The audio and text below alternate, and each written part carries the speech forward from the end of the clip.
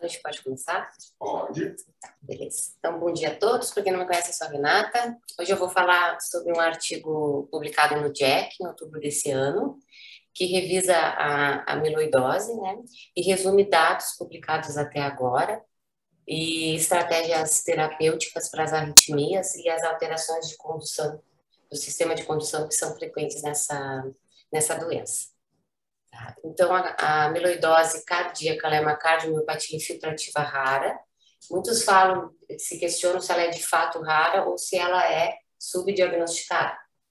Tá? O termo amiloidose ele vai descrever um grupo de doenças que são caracterizadas pelo acúmulo extracelular de proteínas fibrilares insolúveis também e que levam à perda, então, de uma arquitetura que é normal no tecido.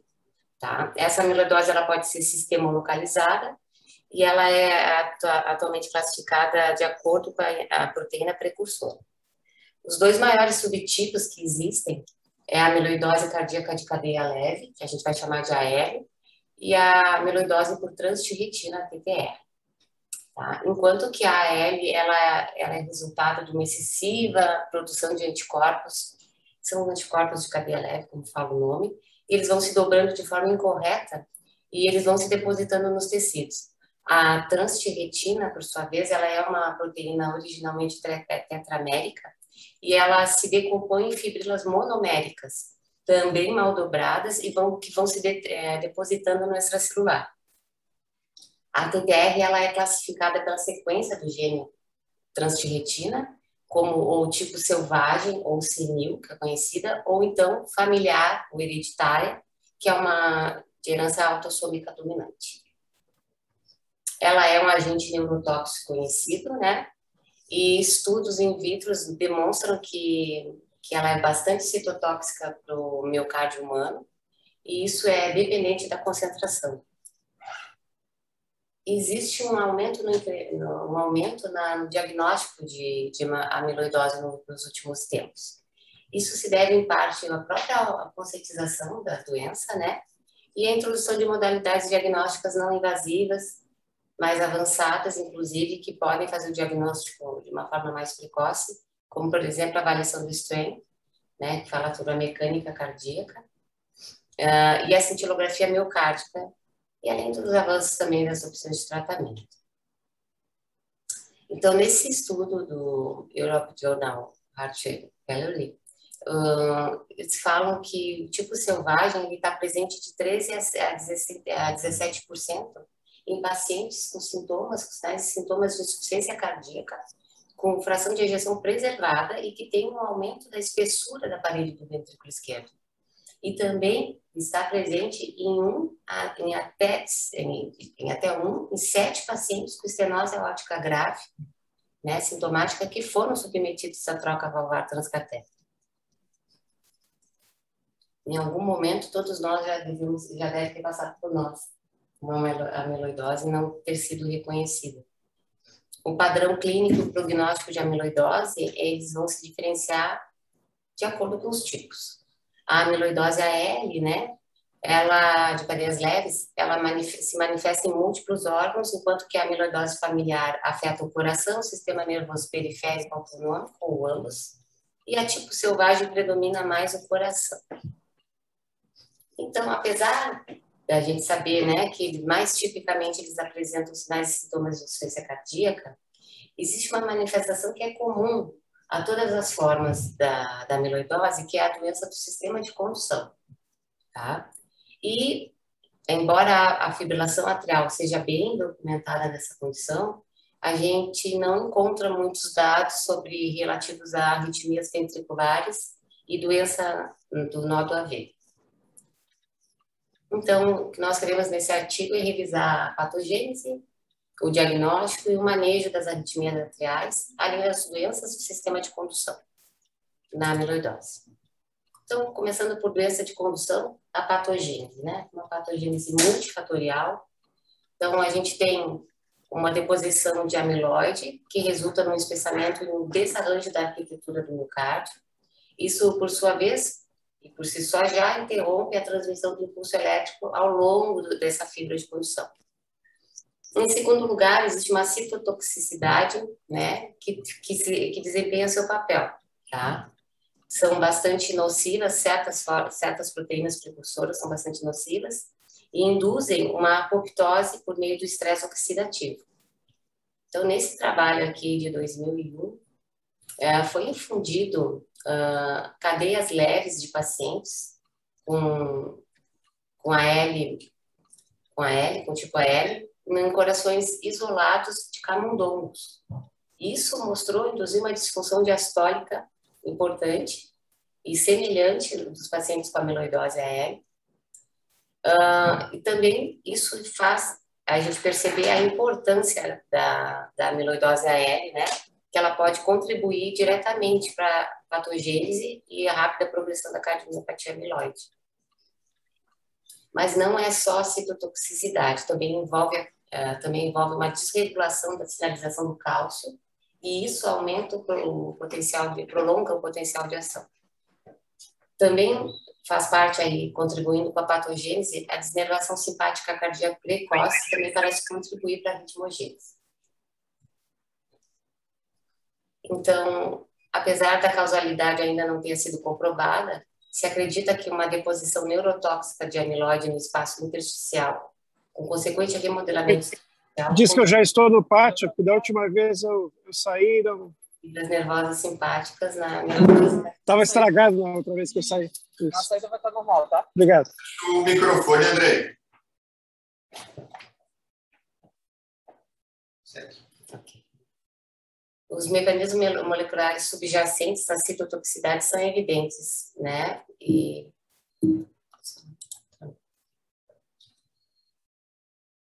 Então, aqui são as manifestações eletrofisiológicas, né? E a condução, o manejo de cada uma na amiloidose cardíaca.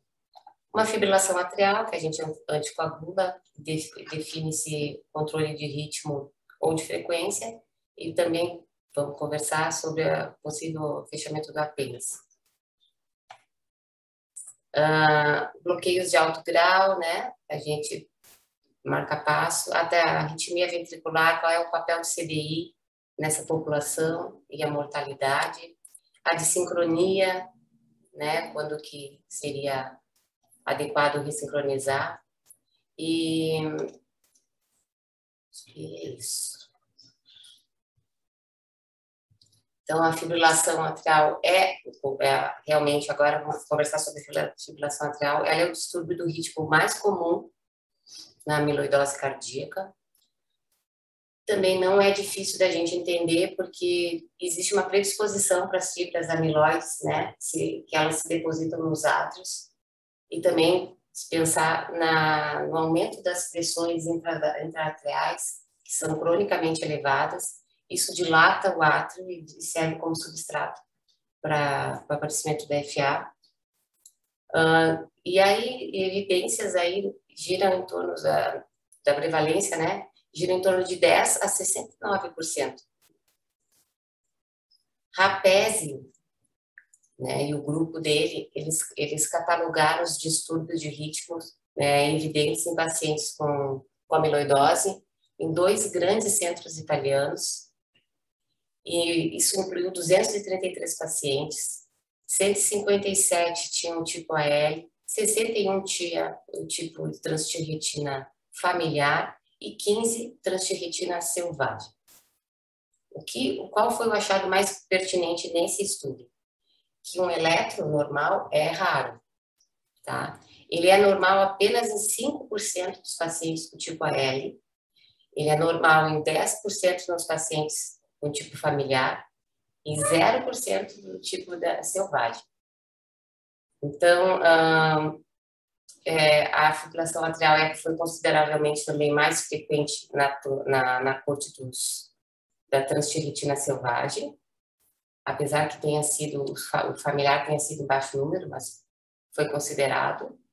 E isso ele vai ao encontro dos achados mais recentes publicados na Europa e dos Estados Unidos, né? Que o tipo selvagem tem mais frequentemente a fibrilação atrial. Então, Pini também relatou a TTR selvagem, estavam em FA no início do estudo, em comparação apenas com 11% dos pacientes com tipo AR.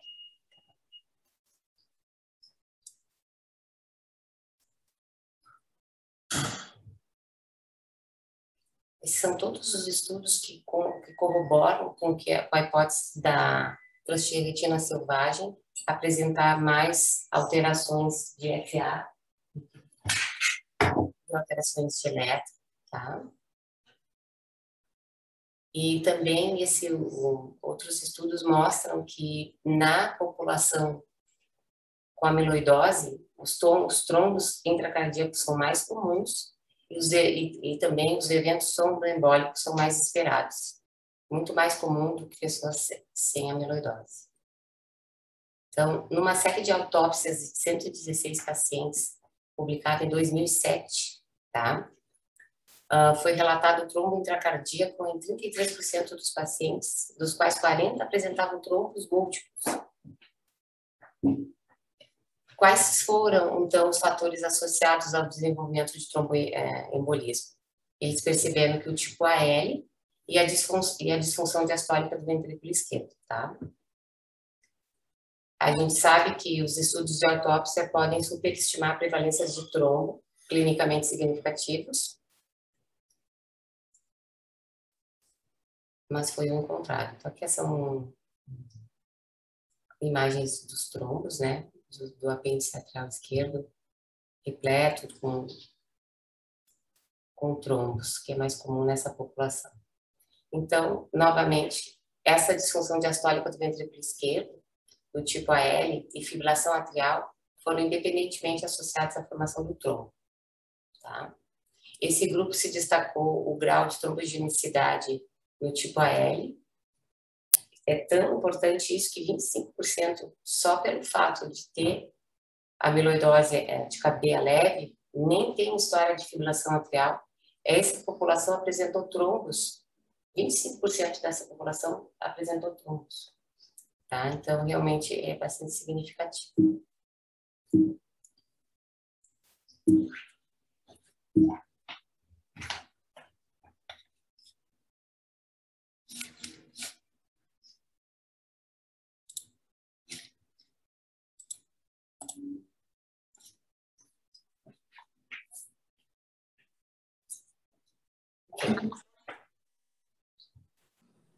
Tá. Aqui eles falam sobre a cardioversão elétrica, num estudo de 100 pacientes consecutivos do tipo ATTR, submetidos à ecocardiografia transesofágica antes da cardioversão, né, eles descobriram que o risco do trombo atrial esquerdo na amiloidose cardíaca é independente do risco Chagas-Vasque, tá? Isso faz a gente concluir e recomendar que a anticoagulação ela deve ser prescrita para todos os pacientes, tá, com amiloidose e que tenham FA.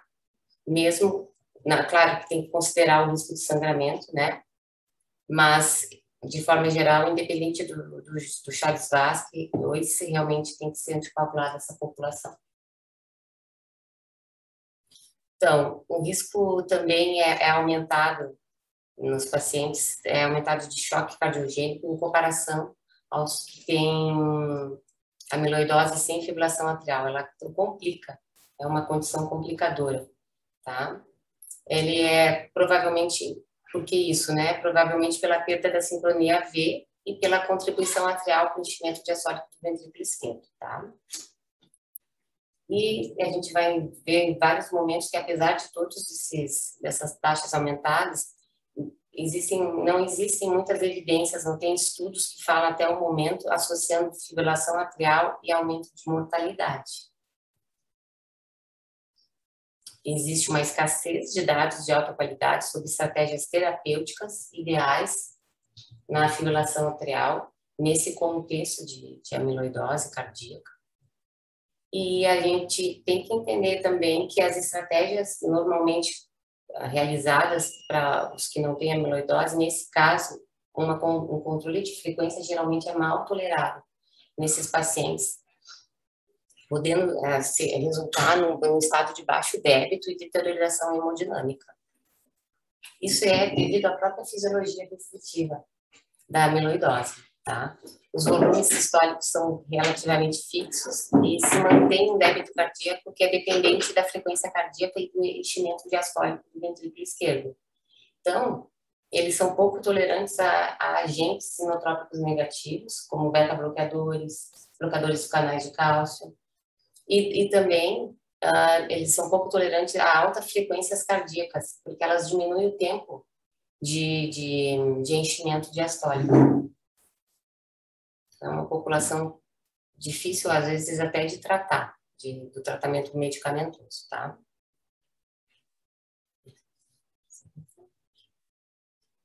Então, no manejo da fibrilação atrial, a terapia antiarrítmica ela é menos comumente prescrita. E, atualmente, também não encontramos muitos dados que possam nos auxiliar, até há uma escassez de estudos que investiguem a eficácia e segurança dos antiarrítmicos nessa população específica, tá? Existe um aumento nos pacientes com amiloidose, né? Eles têm também um aumento de uma preponderância de insuficiência cardíaca e insuficiência renal. Isso por si só já nos limita no tratamento, né? Por exemplo, pacientes para classe 1C já não poderiam usar, né, como flicainida e propafenona, porque geralmente esses pacientes têm alteração estrutural, né? Um aumento uma hipertrofia ventricular esquerda já nos limita. Tá? Dronedarona e sotalol também são contraindicados em pacientes com insuficiência renal e insuficiência cardíaca significativa. Pode vir a ser o caso de alguns, né, na evolução. Então, a amiodarona, que é o que nós temos aqui no nosso país, é o que geralmente é administrado, tá?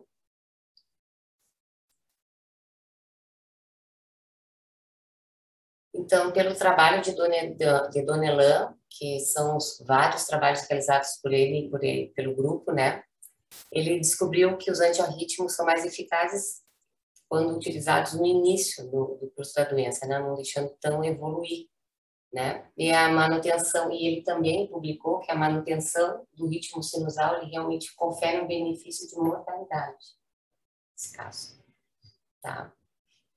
Sabem também que, um achado do estudo, que cardioversão elétrica descobriram também que cancelamentos do procedimento eram muito mais comuns em pacientes com amiloidose devido a trombos, né? Devido ao aparecimento de trombos. Bom, esse aqui é uma revisão dos resultados de cardioversão elétrica em 58 pacientes com amiloidose e AFA da Mayo Clinic, tá? Foram detectados 28%, como a gente está falando um pouco mais expressivo, de pacientes com trombo, né, que tinham amiloidose, em comparação a 2,5% no grupo que não tinha. Tá? Então, obviamente, também as complicações são mais comuns nessa população. Então, aqui é a apresentação do eletro, né, as manifestações das alterações eletrocardiográficas, que pode passar desde arritmias ventriculares, bloqueios AV, pode acontecer também uma diminuição na amplitude do QRS por depósito do tecido amiloide. Ainda no manejo da fibrilação atrial, a anticoagulação apesar da presença da anticoagulação nessa população, há poucos dados comparando os anticoagulantes. Os primeiros estudos sugerem que a varfarina é mais comumente usada, prescrita em até 79% dos pacientes numa revisão sistemática lá em 2018.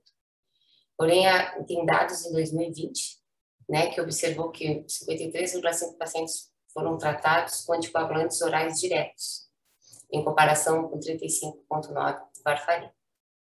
Tá? Não houve nenhuma diferença na taxa de eventos tromboembólicos e sangramentos maiores quando se comparou o grupo varfarina e terapia anticoagulante oral direto. Tá?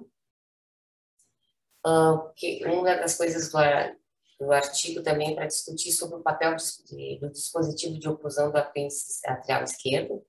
Tá? apesar que, né, não foi excluída essa população de pacientes com amiloidose do grupo no estudo do apêndice atrial esquerdo, né? Não foi excluído, então é válido para ele, né?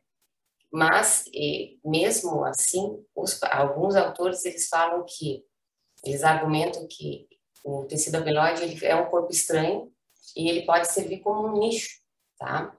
Um nicho para a formação de trombo com átrios aumentados e disfuncionais, frequentemente observados em indivíduos com amiloidose. Portanto, o papel dele é incerto, é controverso nesse momento, eles não estão indicando a utilização. Tá? Aqui está o trabalho, que foi de 2021, esses resultados.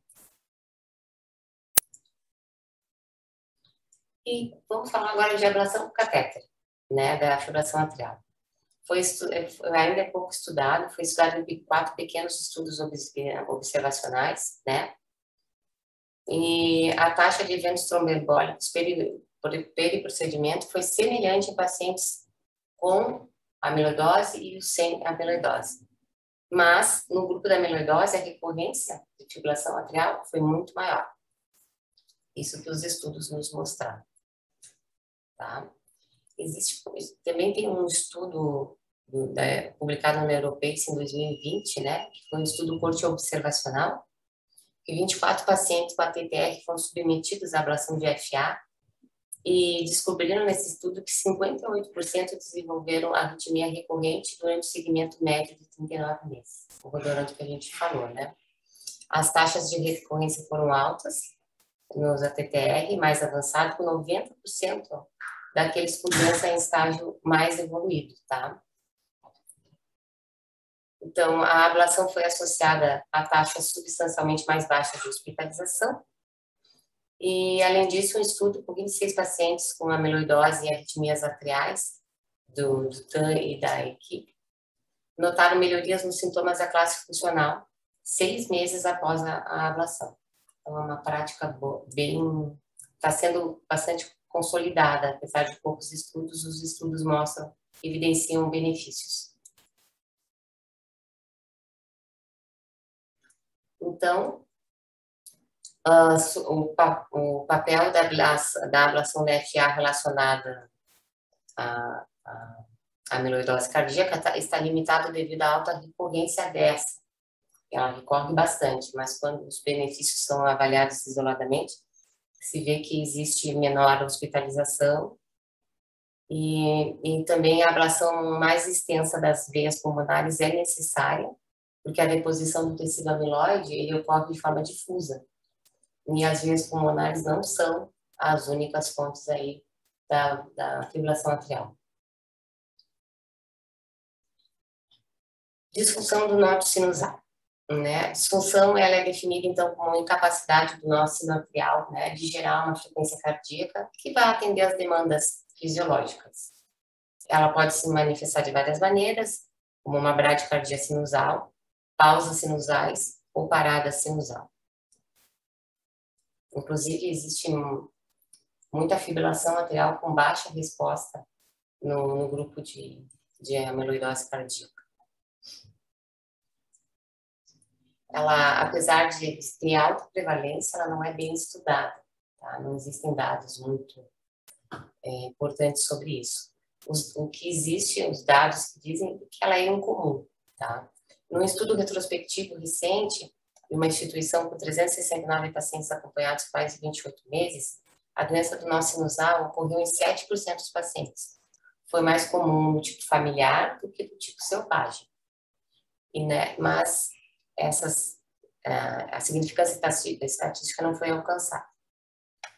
Então, embora as condições infiltrativas, incluindo a amiloidose cardíaca, tenham sido consideradas causas clássicas da patologia do nó sinoatrial, faltam resultados publicados ainda.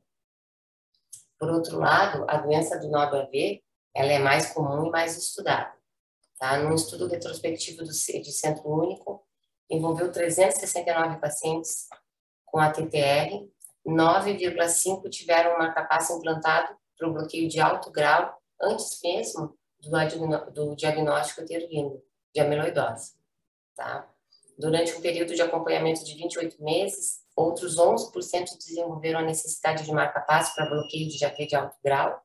O bloqueio de AV de primeiro grau foi bastante comum nessa população, ocorrendo mais nos que têm o tipo selvagem do que o tipo familiar, da TTR. Nenhuma diferença significativa foi observada no desenvolvimento do bloqueio AV entre os estágios da doença, e apenas uma duração do QRS de 120 milissegundos foi associada a um risco elevado de bloqueio AV.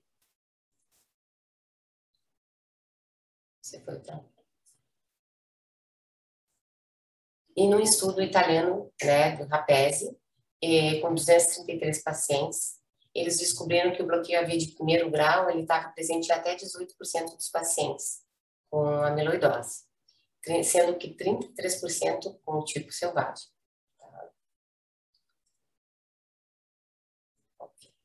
Então, os marca-passos são comumente necessários em pacientes com amiloidose cardíaca. A análise de 145.900 hospitalizações nos Estados Unidos e demonstrou que desse grupo 3,9 daqueles com amiloidose cardíaca e arritmia documentada tinham marca-passo. Então, Donnellan, corroborando, Donnellan observou que 10% dos pacientes com tipo selvagem e 7% do tipo familiar tinham marca-passo no momento do diagnóstico. Então, é bastante prevalente essa relação de amiloidose cardíaca com a necessidade do implante de marca-passo. Muitas vezes, esses pacientes vão se apresentar para nós apenas com a doença do nó do AV e, por trás, existe aí uma condição mais delicada que é a amiloidose, né? Então, esse artigo também serve para nos alertar, né? Autores da Duke University, eles examinaram os dados longitudinais em um interrogatório de marca-passo em 34 pacientes com amiloidose e dispositivos eletrônicos. Nesse grupo, a dependência pronunciada da estimulação ela foi muito evidente ao longo do tempo. Ao passar do tempo, esses pacientes eles se tornaram de pouco utilizadores do marca-passo para dependentes, praticamente dependentes. Tá? 5 anos depois, até 96,2% desse grupo estava aí estimulando, né, o tempo todo. Então, é uma alta carga de estimulação do ventrículo, a gente sabe que está associada a consequências deletérias. Né?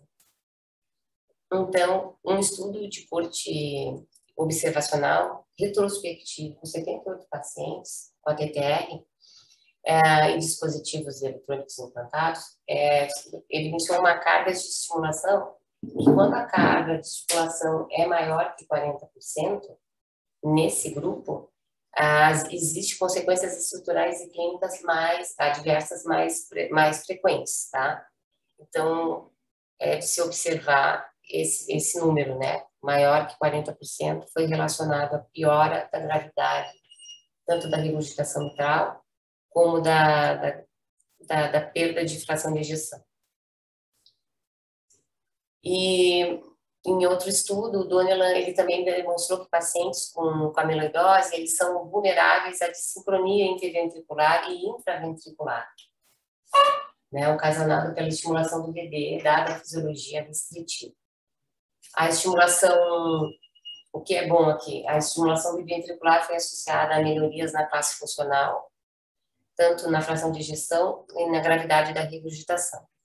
Então, resumindo essa evidência, essa estimulação biventricular ela tem que ser considerada quando surge uma indicação para estimulação, principalmente se for acima de 40%. Porque a estimulação de câmara una ela já mostrou que é muito deletéria e quanto mais alta a carga de estimulação, pior. Então, há uma deterioração clínica desse paciente rápida. Bom, agora falando sobre arritmias ventriculares. Como já foi dito, não existe, ainda estamos limitados a pequenos estudos retrospectivos, né? E os resultados têm sido um tanto conflitantes. Então, embora as primeiras publicações tenham observado altas taxas de arritmias ventriculares nos pacientes com amiloidose de cadeia leve, mais nessa população, publicações mais contemporâneas relataram taxas muito mais baixas de arritmias ventriculares sustentadas, particularmente naquelas com tipo ATTR, e o que faz a gente questionar o uso do CDI, como a gente vai ver mais à frente. Quais seriam os mecanismos que levariam à ritmogenicidade ventricular na amiloidose? Uma infiltração irregular de fibras amiloides, né, no miocárdio, juntamente com isquemia microvascular. Isso levaria, então, ao desenvolvimento de circuitos de reentrada anatômicos adequados para as arritmias ventriculares. E outros mecanismos incluiriam a citotoxicidade amiloide, que ela é preferencial para células miocárdicas ventriculares. E, embora as arritmias ventriculares sejam comuns na amiloidose, o efeito sobre a mortalidade pode não ser tão significativo quanto esperado. Por quê? Então, num estudo que foi publicado em 2015, de pacientes específicos, pacientes com tipo AL, que apresentavam pré-síncope ou síncope, e que tiveram um gravador de loop implantado, qual a arritmia nessa população foi dada como... Foi seguida por AESP. A bradicardia seguida por AESP foi o ritmo terminal em 62% das mortes, enquanto apenas um episódio de taquicardia ventricular não sustentada foi evidente. Tá? Então, curiosamente, é mais a bradicardia seguida por AESP do que a própria arritmia ventricular. Então, eles também viram que bradicardia e bloqueio AV completo eram comuns antes da AESP, sugerindo que o marcapasso profilático, em vez do implante de cardiodissimulador implantado, já poderia oferecer um benefício de sobrevida em pacientes com o tipo AL, que já estivessem numa fase grave da doença. Então, no estudo com 19 pacientes do tipo AL, histológico, foram submetidos à colocação profilática de CDI. Kristen e colaboradores, eles identificaram um padrão de baixa voltagem no eletro, múltiplos batimentos ectópicos ventriculares, aumento da espessura da parede do ventrículo esquerdo e BNP como fatores de risco para a morte por AESP. Então, é bastante importante aqui a gente ter, pelo menos esse estudo identificou quando a gente encontra aí um padrão de baixa voltagem, quando tem muita arritmia ventricular no paciente com amiloidose do tipo AL, né? E quando essa espessura, quando existe aumento do BNP e também da parede do ventrículo esquerdo, de se preocupar com prováveis desfechos arrítmicos ventriculares. E, curiosamente, eventos vagais, que normalmente não poderiam evoluir mal, nessa população podem evoluir mal, tá? Pode levar a síncope e até mesmo a sistolia e morte, nessa população do tipo AL de cadeias leves. Então, portanto, o papel do CDI na amiloidose cardíaca ele está sendo contestado e um benefício da sobrevivência não foi comprovado, tá? E, embora muitos pacientes eles vão ter aí, eles atendam os critérios de prevenção primária e secundária para implante de CDI, de acordo com as diretrizes, nós temos muitos motivos pelos quais os CDIs eles teriam um valor limitado nessa população. Primeiro, porque nessa população, quando eles avançam para a necessidade de um CDI, a sobrevida já costuma ser menos de que 1 ano, o que geralmente é uma contraindicação, né? E, em segundo lugar, como foi visto e documentado em alguns estudos, nesses pacientes a morte súbita ela costuma ser causada por AESP ou a sistolia e não por arritmias ventriculares. Então, além disso, os altos limiares de desfibrilação, que cada vez mais vão aumentando pela infiltração do material amiloide, pode tornar a tentativa de CDI sem sucesso, tá? Então, embora esses motivos pareçam razoáveis para a exclusão, os dados do mundo real são consideravelmente mais complexos. numerosos estudos retrospectivos em uma única instituição foram publicados. A maioria dos estudos iniciais envolve predominantemente pacientes do tipo AL, que são os que têm mais arritmia ventricular, enquanto as publicações mais recentes investigam a transtirretina. Então, uma taxa mais alta de terapia apropriada no tipo AL, em relação às outras formas, foi observada em vários estudos. Isso sugere o quê? Sugere que o risco das arritmias ventriculares pode variar com o subtipo de amiloidose.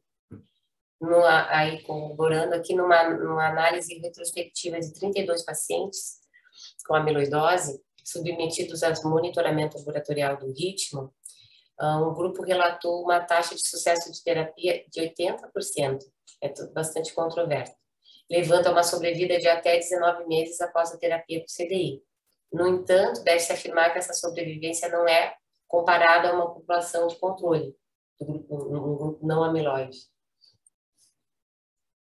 E em um estudo de caso controle de 91 pacientes com amiloidose, Kim e grupo, eles relatavam um tempo médio para a primeira terapia de 2,7 meses no grupo de amiloidose.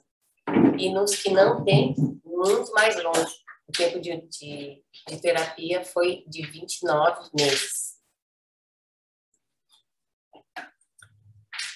Então, por outro lado, contrapondo a outros estudos, essas descobertas, elas sugerem eficácia concebível do CDI na amiloidose, tá?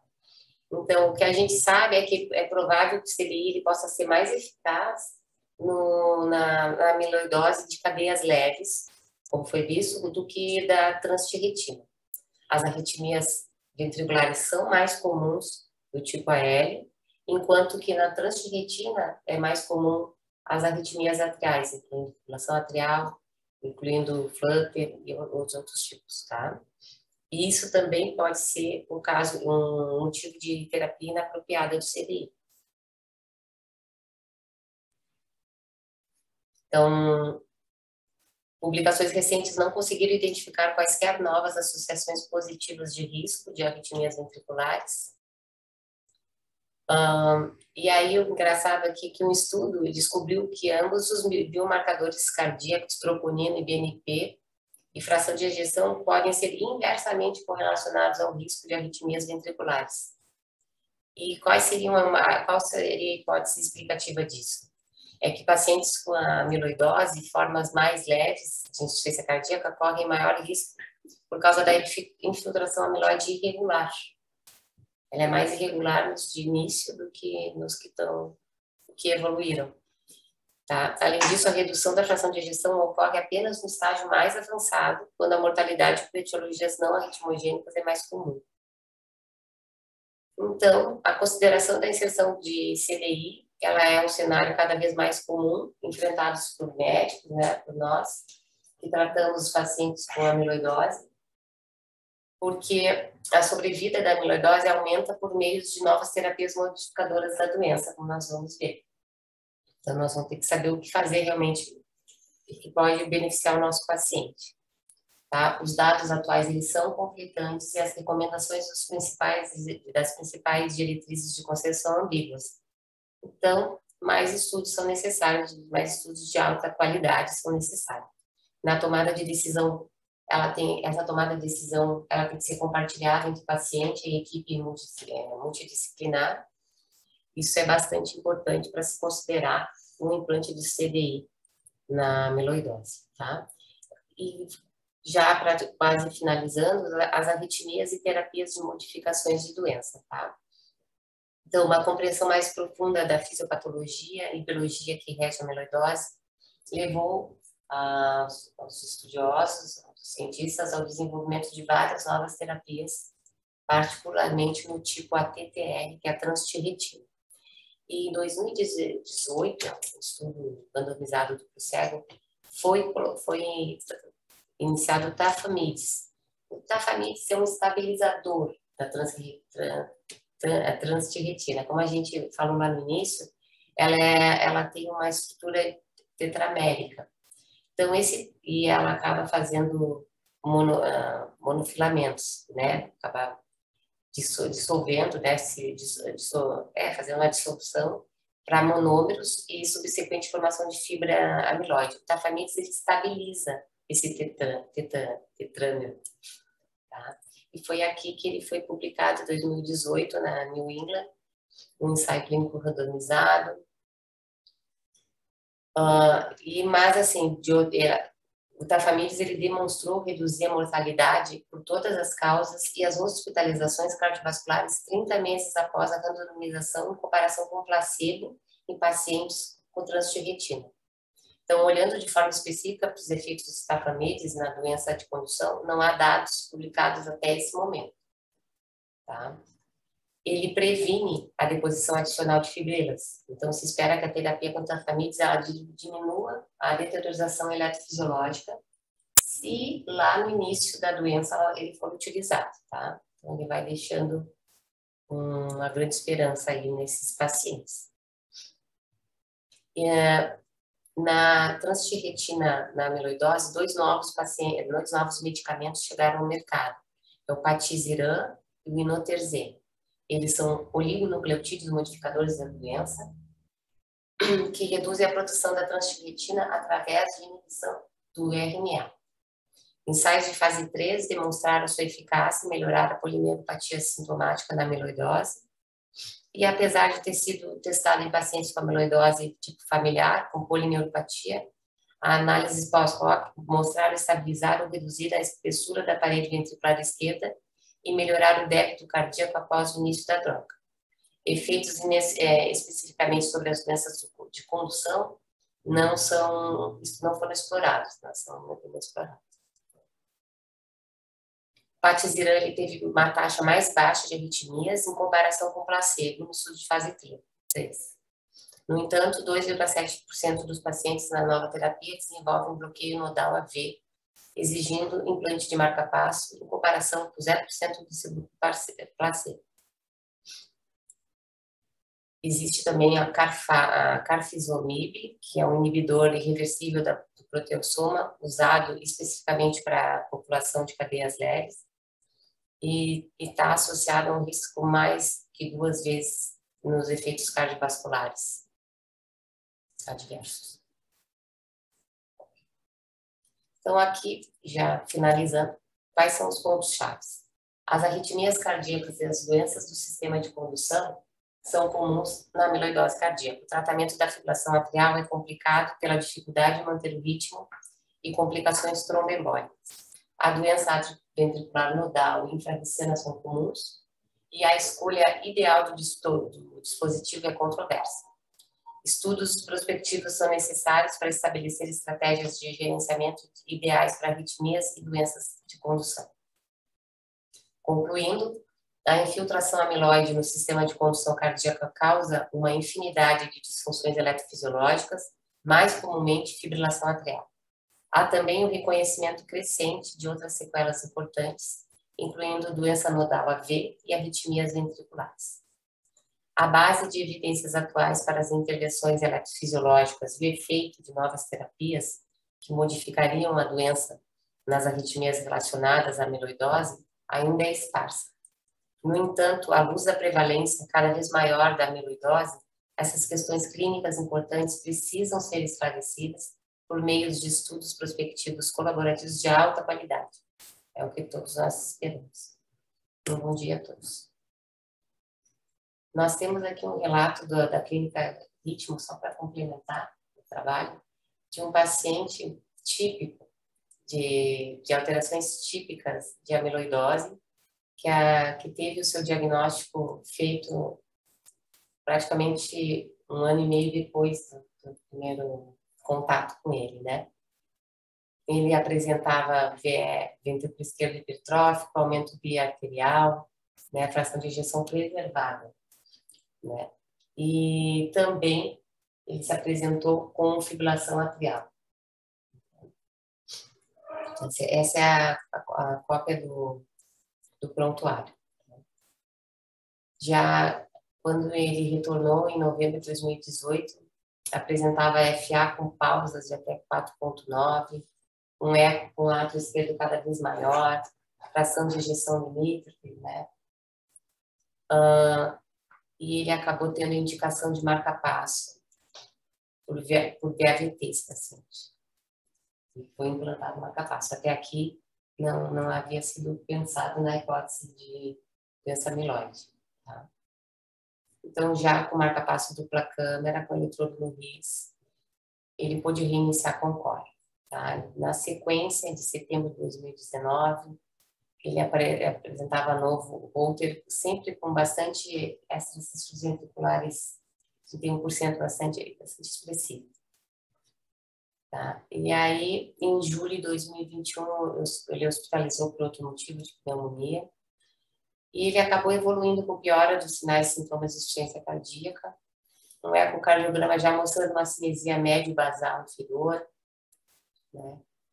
O padrão strain não foi feito, mas é importante dizer que no padrão strain de eco, acaba que preserva a parede apical e avalia a deformação da parede lateral e do segmento basal, podendo sugerir amiloidose. Tá? Em julho ele evoluiu com o Flutter, né? E aí foi, então, com todas essa variedade de sinais e sintomas, foi pensado em amiloidose para esse paciente. E aí foi solicitada uma avaliação por cintilografia, né? E aí tinha sido a última consulta dele, né? Então, ainda não retornou, ele fez o exame e foi dado para o nosso colega o resultado, né? Foi feita uma cintilografia com pirofosfato. E aqui a gente consegue ver que ela é praticamente, a densidade é praticamente igual ao do osso, né? Quando é assim, de forma assim, simplista, quando é assim, a gente sabe que está no estágio 3, está no estágio mais avançado. Tá? Então, assim, para título de revisão, quando é que a gente tem que pesquisar a amiloidose cardíaca? Baixa voltagem no eletrocardiograma, paciente hipotenso, né? Pacientes hipertensos, mas com estágio de hipotensão, realce tardio na ressonância cardíaca, insuficiência cardíaca com fração de ejeção preservada, disfunção autonômica. Aqui eles têm as outras alterações, né, de múltiplas, mas é característico, assim, a síndrome do túnel do carpo bilateral, pseudo-Q no eletrocardiograma, distúrbios de condução e história familiar de sintomas.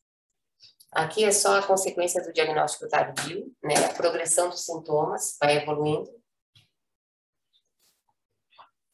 O ecocardiograma, por si só, ele vai pegar mais as fases finais, ele não consegue pegar muito a fase inicial. Tá? E a abordagem diagnóstica é, assim, mais específica para o paciente do grupo, que foi atendido por um dos nossos.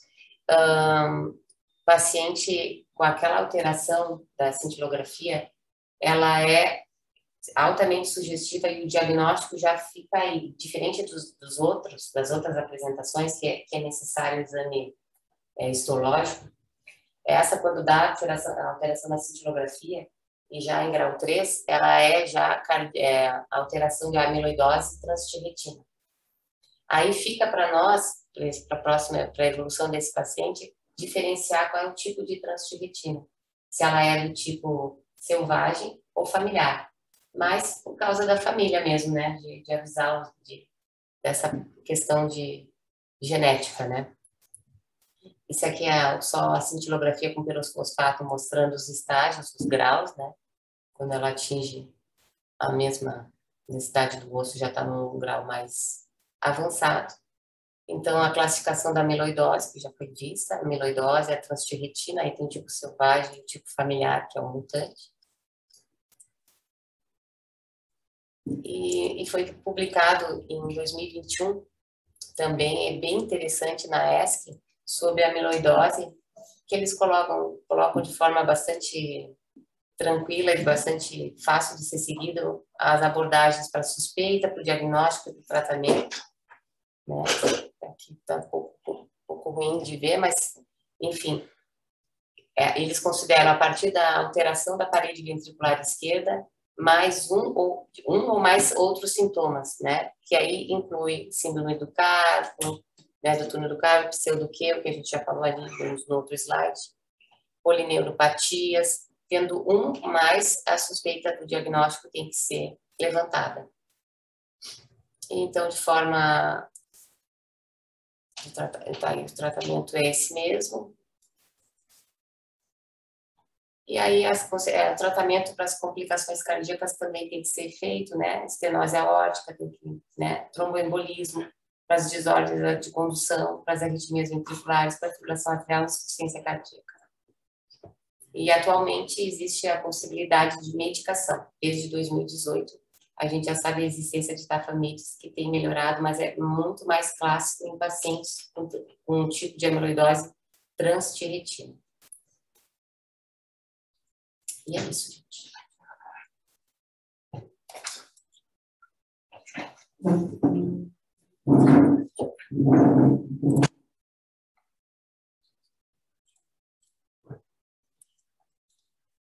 Pode continuar, pessoal.